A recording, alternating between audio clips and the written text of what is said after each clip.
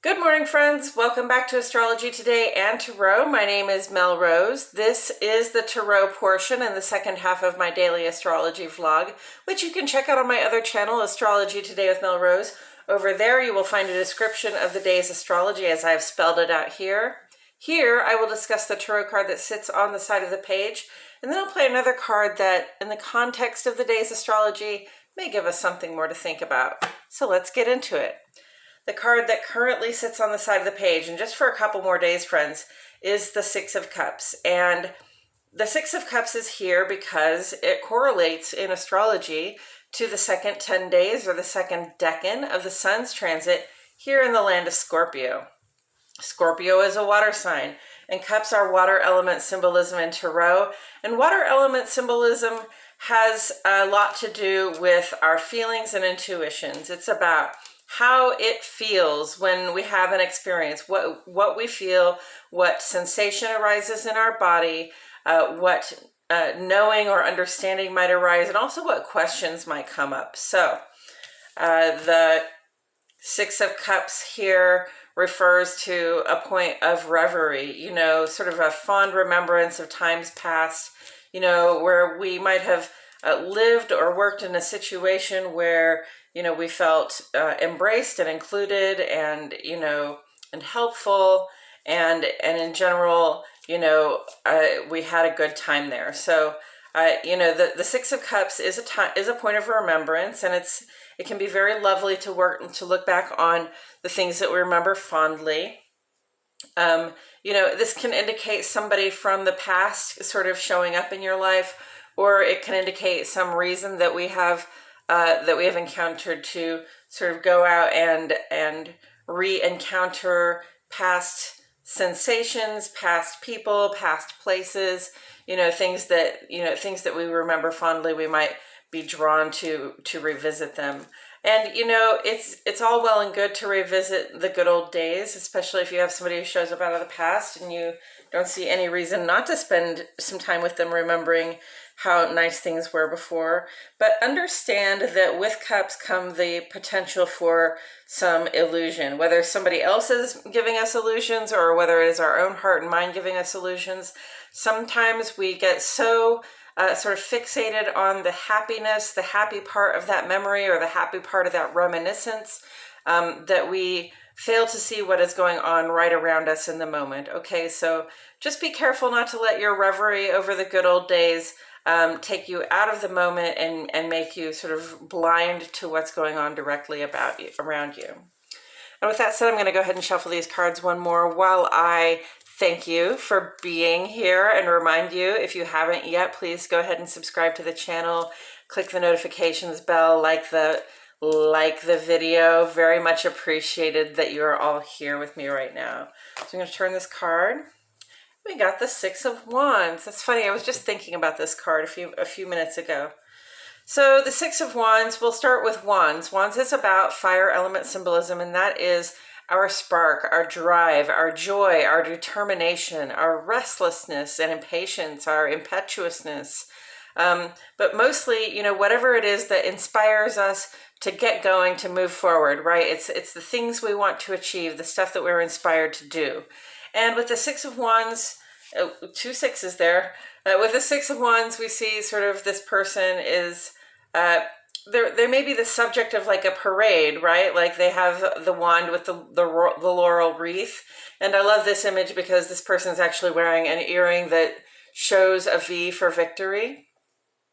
And then other people are showing up with their wands too to sort of celebrate, because again, celebration is a fiery impulse. It's about, living in the moment and taking joy in what has happened. So here we have a moment to celebrate, and that comes with the reminder that celebration is only for a moment. And when we have made an achievement and we've come back and we're being celebrated, or we're just celebrating ourselves, the achievement that we made, there's a time for that celebration, and then there's a time to be done celebrating, so that we can parlay any resource capital, any political capital, any social capital that we have gained through that into our sort of next big adventure, our next set of achievements that we'd like to go on with. Okay, so we don't rest on our laurel wreaths. Okay, we can rest on them for a few days. We can sort of enjoy ourselves, enjoy the company and the congratulations, and then we have to kind of get on with it. Okay, because again, wands are about moving forward. They're about taking advantage of momentum. They're about feeling initiative and going for things. Okay, so stop and relax and enjoy yourself. If you have had a win recently, and when I get this in readings, I remind people that we have to celebrate all the victories. Okay, even if it's a small victory, like I really didn't want to get out of bed this morning, but I did it. By God, then, celebrate that small victory. Celebrate yourself and the things that you're capable of doing. Celebrate the achievements that you unlock throughout the days, the weeks, and the months, okay? So, Six of Wands on the page. I'm really drawn to this big golden cone we have here, cone shape. And, in astrology, this is often called a yod or a finger of God. But to me, at least right now, it looks like a great big golden unicorn horn that points the way towards certain transformation, right? So let's take a look at this unicorn horn, okay? As the foundation of this horn, we have Venus sextile to Pluto. Sextile is a very cooperative vibration, and this is about really being able to notice the things that are not working in terms of the stuff we like that we like, love, and can't get enough of, things that are not working in terms of how we get what we want, right? So that we can go ahead and make cooperate with ourselves to make a change in the way we sort of call things in. And then they're both in this yellow. The yellow is a quincunx line. They're both in this quincunx position with Mars, which today is actually conjunct to the moon, making it all the more powerful, right? And that quincunx is about making adjustment that has to do with the focal point, or the Mars end of this, okay, or the Mars conjunct moon end of this today, okay? So Mars is in retrograde right now, and it's in Gemini. Mars retrograde in Gemini is really like Mars just in retrograde is about being reflective,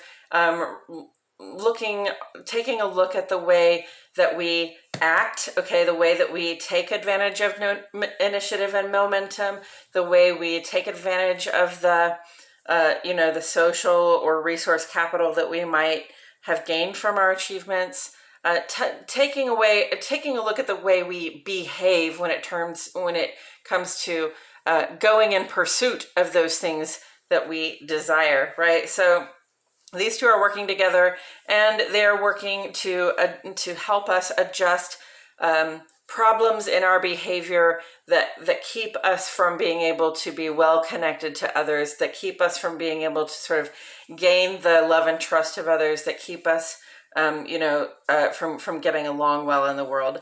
And especially today, because Moon and Mars are conjunct, this is going to happen around 7:30 this morning, and it only lasts a couple of hours. But there might be this morning like a feeling you get, as you're taking an action that you may not have realized is sort of antithetical to your ability to get along with other people well. We may realize as we're taking this action, we might have a feeling, right? Moon is about what it feels like in our body and our heart, those feelings that arise. And we might just get this feeling like, okay, I'm doing this thing, and I realize as I'm doing it, oh, this isn't the right way, right? This is one of those things I do that pushes people away, or this is one of those things I do that makes people uncertain about my actions and my intentions, okay? So once we come to that understanding, once we have felt it and truly understood it, then, we can count that as a little victory, especially once we have resolved to not let it happen that way anymore, okay? So, when you realize that there's a mistake in the way that you're approaching, sort of handling your relating to other people, then the wise thing to do is to go ahead and and make an adjustment in your behavior. You know, say, okay, I can see how that behavior doesn't work. I can see how that behavior is sort of holding me back and keeping me from making good connections. And I'm going to rework that behavior. You know, that's Mars retrograde in Gemini all the way down the line. Like, find a different way. Okay, if the way you're doing it doesn't work, find a different way. You know, if the rugged individualism of the Mars character isn't working for you, find a buddy to help you. Okay, if at first you don't succeed, sort of rework your plan and try again. Okay, that's Mars retrograde in a nutshell, especially in Gemini.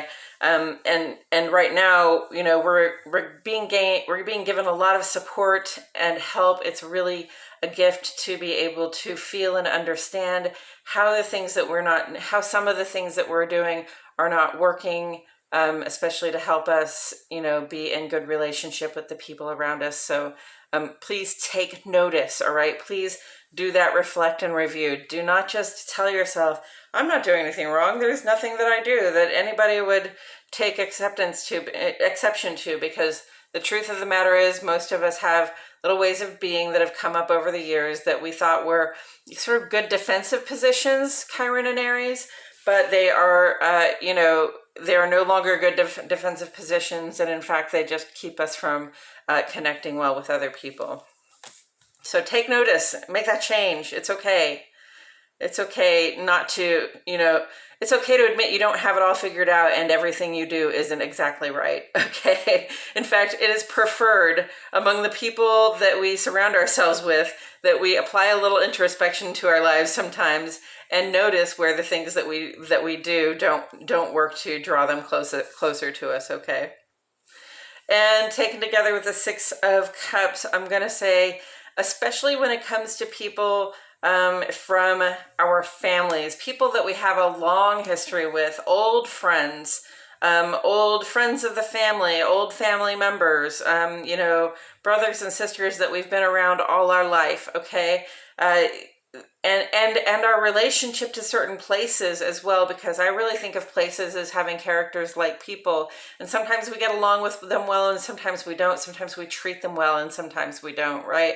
Our relationship to communities that have been around us all of our life, whether that be like your church community perhaps, or you know, the town that has been around you all of your life, or the, you know, for example, my family comes from a musical background, so the community that has been around us all of our life has been a sort of music making and a music loving community. So this is a time to be noticing, you know, which of, you know, like, yes, we can celebrate our achievements, you know, in the context of those people that have been around us all of our life, but we also have to notice which of our ways of being, which of the things we would count as achievements, which of the actions we've taken in the world put us sort of at odds with those old people. And I don't just mean old people, but I mean like people who've been around us all of our life, or people who come to us from the past, or people who exist both in our past and in our present. Okay,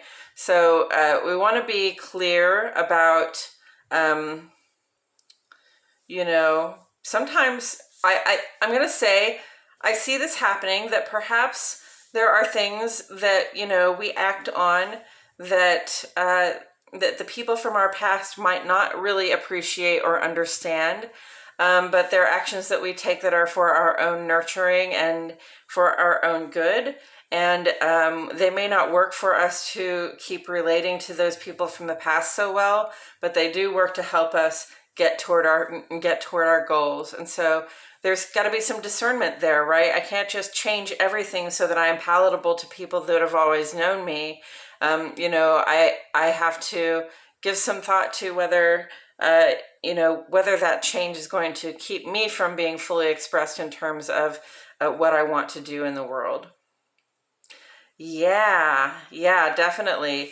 You know, Sun goes square to Saturn today, right here, or it's been square to Saturn, but it culminates the square to Saturn today, and this can bring about sort of a sense of delay or restriction, as though we are being held back. And you know, I get that from the Six of Cups. Even just thinking about those fond memories, thinking about who we used to be in the context we used to be in, the people that used to support us and include us, sometimes can make us feel as though we don't dare move forward with the things that we want to do, but we have to make that discernment for ourselves. Like, is it worth putting certain people, places, and things behind us as happy memories, knowing that they can't go with us where we're going?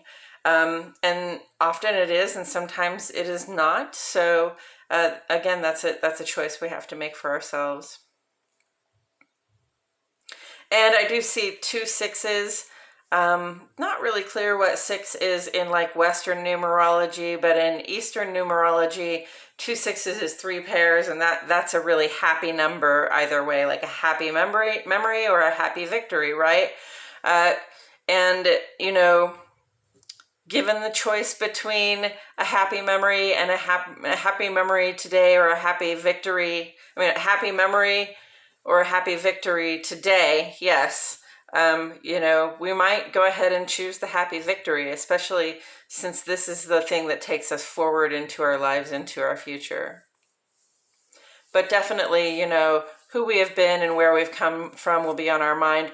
Don't forget, when you are celebrating your victory, to celebrate the people who supported you and included you in the past, who helped you become the person that you are that can make these achievements. And I believe that's all I have to say about it today, friends. Thank you so much for joining me. I truly appreciate your presence here. My name is Mel Rose, and I'll see you all back here tomorrow for more Astrology Today and Tarot.